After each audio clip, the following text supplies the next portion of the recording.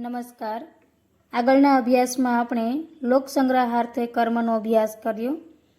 આજના અભ્યાસમાં આપણે બાળકોમાં શિષ્યભાવનો ઉદય શ્રીમદ ભગવદ્ ગીતાના અધ્યયનથી કઈ રીતે થઈ શકે તેનો અભ્યાસ કરીશું. નમ્રતા વિનાનું જીવન શોભતું નથી. જ્ઞાન પ્રાપ્તિ અર્થે વિનમ્ર ભાવે ગુરુ શરણે જવું જોઈએ અને તેમના ઉપર સંપૂર્ણ વિશ્વાસ મૂકવો જોઈએ.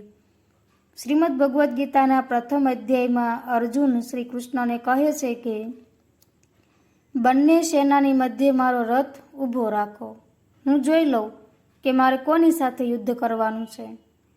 અર્જુનના આ અવાજમાં એક ક્ષત્રિયનો રણકાર છે, પરંતુ જ્યારે તે સામે પક્ષે પોતાના પરિવારજનોને જુએ છે ત્યારે તે દ્વિધા અનુભવે છે. આવા સમયે શ્રીમદ ભગવદ્ ગીતાના બીજા અધ્યાયમાં તે શ્રી કૃષ્ણને કહે છે કે કાર્પણ્ય દોષોપહત સ્વભાવ પૃચ્છામિ ત્વામ ધર્મ સમૂઢચેતા યદ શ્રેયઃ સ્યાત્ને ચિત્તં બ્રૂહિ તન્મે શિષ્યસ્તેહં શાધિ મામ ત્વામ પ્રપન્નમ. અર્જુન અને કૃષ્ણ વચ્ચે ઘણા સંબંધો છે, મિત્રતાનો, શાળા બનેવીનો વગેરે.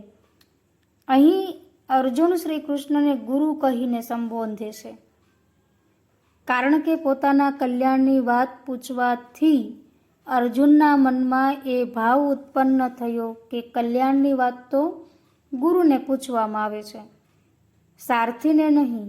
માટે ભગવાનનો શિષ્ય થઈ સંપૂર્ણપણે ગુરુ ઉપર વિશ્વાસ મૂકીને કહે છે કે હું કાયરતાને વશ થયો છું તથા ધર્મની બાબતમાં મોહિત ચિત્તવાળો થયો છું.